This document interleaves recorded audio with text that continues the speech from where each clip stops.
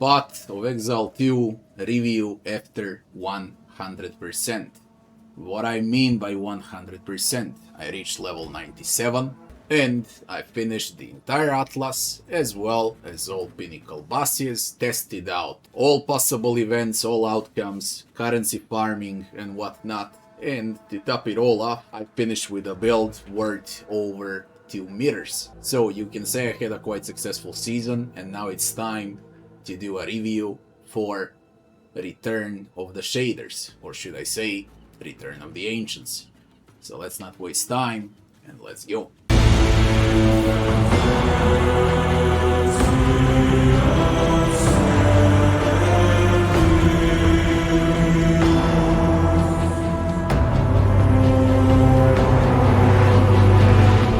And of course, the very first thing I want to talk about would be the famous campaign. How things stand right now. Campaign is brilliant.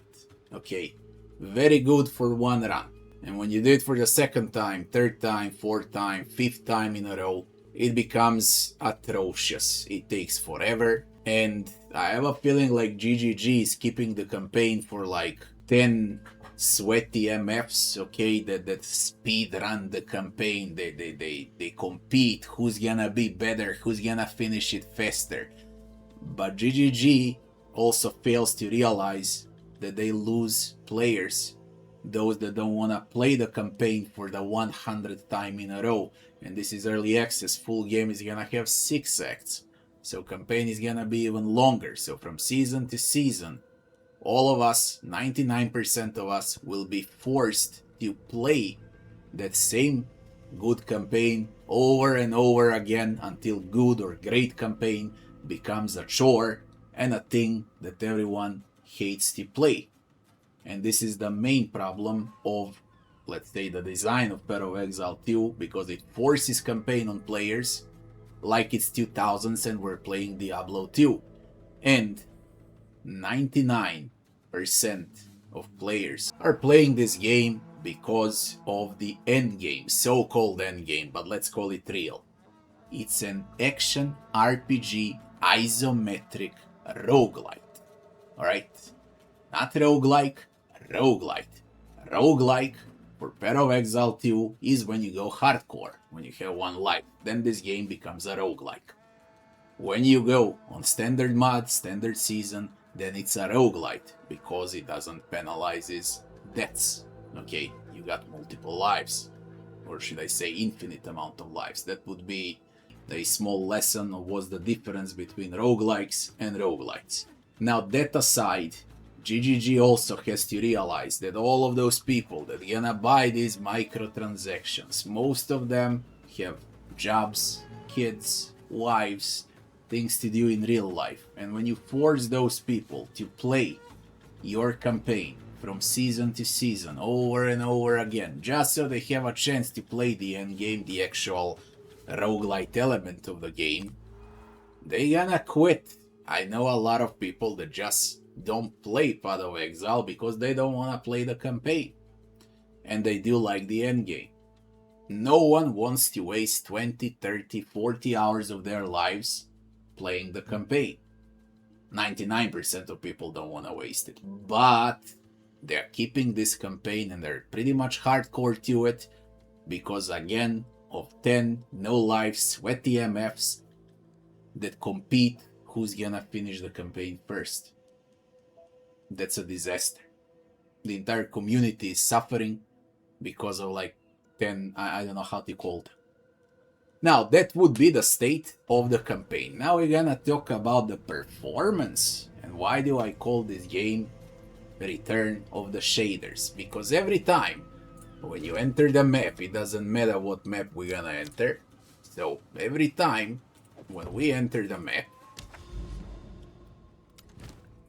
shaders appear and you need to wait. That's how the game is optimized. This wasn't the problem in previous seasons in early access, but for some reason now it loads from 5,000 to 20,000 shaders, and only when they reach 0 you'll be able to play. Plenty of people have this problem. Some don't, some do. I would say it's like 50-50 considering the amount of people that that also talked to me and told me about the same problem that I have over here, but this is the way to play the game. Once this thing reaches 0, then you can play. It gets even worse in campaign. Campaign, for me, was nearly unplayable. I nearly quit in the first 3 days because I could not play the game. The moment this game stopped to be free to play, somehow my shaders start loading, and I could finally play the game after 3 or 4 days, but what I lost. Because of their shitty optimization, and because GGG doesn't care who gives them money and who doesn't, because of free-to-play players, me that spent $1,000 on microtransactions, me that bought early access for $30, had to wait for 3 days to play the game that I paid for. That's the overall state of the game and how GGG treats those that spend money. And now, to top it all off, not that I nearly quit, I was also late 4 days, and instead of my build now being worth 2 meters, it would be 5. If I had that advantage to finish faster, I would scale up faster, I would get rich faster, and everything would be fine. Everything would be 10 times faster. I could even finish the season 10 days or so before I finished it now. But that's life, and that's how it is. I hope things change for the full release, although I really doubt, because GGG just refuses to listen. To the majority of the community, they just refuse to listen. That would be the overall performance of the game. Basically, this is the main problem of the game. The performance is abysmal. You go up from 20 frames to 170 frames, then back to 60, back to 40, up to 90. Completely unstable game. Depends out of the map, depends out of the build you're playing, depends out of the setup. Depends whether they release free-to-play or not. It depends out of 1 million factors. But one thing is sure, it doesn't depend on you as a player. So, those with lucky rolls will get to play the game well. It doesn't matter what setup you got. And those that paid $6,000 for a PC won't be able to play the game because of the shaders. I had examples like that as well. This is very bad for the game, for the community, and for the overall state of the game. Now, aside all of those bad things, I started with the worst things. With campaign, and with the game performance, and with how GGG treats players that spend money. Now, when we move all of that aside, those would be the worst things in a game. Now we go into the review and to talk about the season and how it was. When I finally reached the famous Endgame, I started to have fun. First of all, the game started to work better for me, even though I had to wait for those shaders, but I started to have a lot of fun. And the game changed in tremendous way, because I got like 10,000 hours or so in Path of Exile 1, but I only had 300 hours in Path of Exile 2 combined. I never liked the game. It was abysmal, okay, in its early access. Reason, very simple. Everyone plays the game, and those that play the game say, oh, I like it because it's slower than Path of Exile 1, because you need to position, you need to think, you need to strategize against the bosses and whatnot. And they talk about the campaign, of course, campaign bosses. And then 30 hours later, everyone is playing meta builds that play exactly the same like in Path of Exile 1. Everyone wants to clear the screen and pass through a map as fast as possible. Those same people that claim how they like the slow pace of Path of Exile 2 end up in the end game playing omega fast builds and playing this game exactly the same like Path of Exile 1. I don't know who's crazier here. If you want a Souls-like, isometric action RPG experience, just play No Rest for the Wicked. Now, that aside, Path of Exile 2 became Path of Exile 1 around level 80.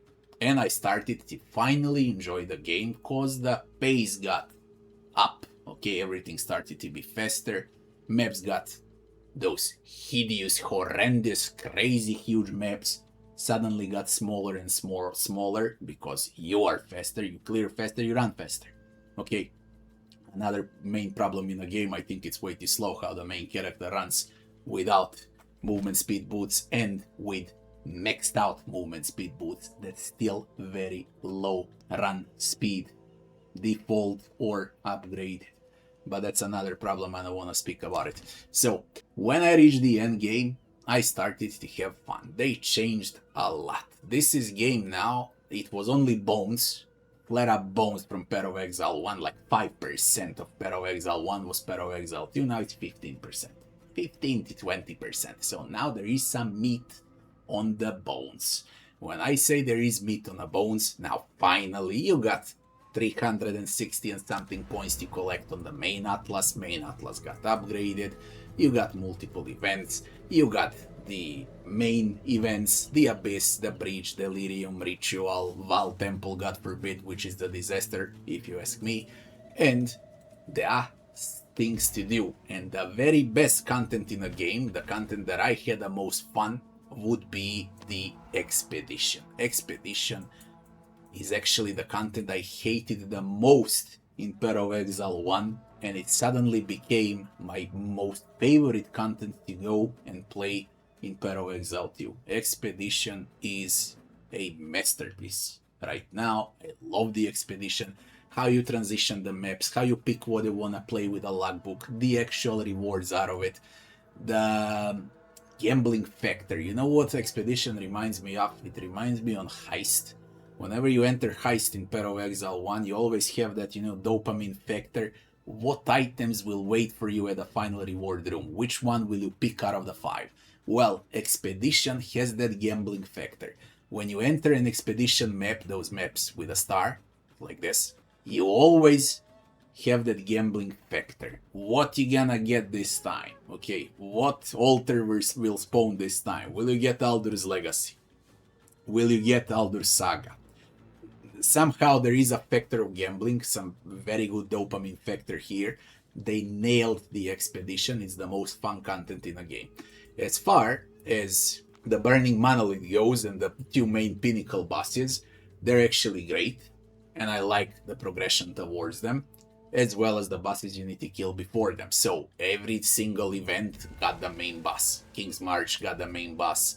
Withered Willow, Delirium got the main boss.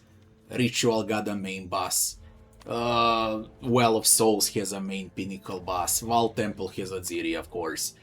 Monastery Breach has the Keep as the main event. That would be the leak from Path of Exile 1. Now suddenly it became Path of Exile 2 content, which is a bit funny if you ask me, but that's how it is. Breach is basically the 3 from the Path of Exile 1 season. If anyone played, they'll know what I talk about, so that's not a change. It just happens that Path of Exile 2 is slowly but surely becoming Path of Exile 1. The thing the GGG refused to do in the first 2 years of early access, and the thing that everyone complained about, now seems like they're starting to realize that this game has to become Path of Exile 1 to keep those players that actually like Path of Exile. They'll never get Diablo players. Ever. But they have to keep their own player base from Path of Exile 1. Now, if you make this game to be No Rest for the Wicked or Dark Souls isometric like, then you're gonna lose. They realized it on time, and now there's plenty of things to do. The crafting is through the roof now, with runes, with gems, with Abyss desecrated items. Gambling in Ritual. Okay, even though I hate the Ritual, I like the old Ritual better. I still think Ritual is fun to play, even though it's the worst content in the game. Abyss is amazing, absolutely amazing. Very fun to play as well on the main maps. Breach, as I said, same like in Path of Exile 1. Expedition being by far the best content, and there is that another roguelite game in a Val Temple that I kinda dislike. It's a bit time wasting, but it looks nice. So the game received meat on bones, and that's the bottom line. The game is slowly starting to be Path of Exile 1. Thank God. And I really hope it's gonna stay in this direction, and that we can see some more content from Path of Exile 1, including Heist, Delve, Cassia, whatever. If they decide to transfer the entire Path of Exile 1 into Path of Exile 2 graphics and speed up the pace of Path of Exile 2, I'm in for it. If they decide to slow down the pace of this game and to continue butchering everything that made Path of Exile 1 basically great, then I'm out. Right now, I'm in. I like the changes. I enjoyed the season. To be honest, this is the best time I ever had in Path of Exile 2. Because all other seasons I was playing for 15-20 hours and I just quit because there was nothing to play. Nothing to do. This time, there was a lot to do. Gameplay is good, or should I say gameplay is great, the game is addicting, the game got some meat on those bones, and it's going in the right direction. And that's the bottom line for this review. I liked it. I will play the full release. Of course, first I'll see the changes and what I plan to do on the patch notes. But for me, this season is done. Again, there is nothing more left for me because everything is basically perfect. Slightly above 2 meters build. I'm one-shotting all pinnacle bosses and I did all content in the game that exists and completed all challenges as well. So you can say this is a 100% review because I really spent time testing this game out. How long it took now with the game time? It took me 130 hours to finish the season. So from the day I started, then I was suffering for 40 hours because of the bad performance, shaders and whatnot. Realistically, it took 90 hours to finish the season, to finish all. So all challenges and the entire atlas. That's realistically. But because of how the game works, or should I say worked, and still works for some players because of bad optimization, it took me 130 hours. So GGG stole away 40 hours of my life on that shitty performance. Aside from that, they are saying how the full release will have 100 or 200% more content than this patch, the season of the shaders.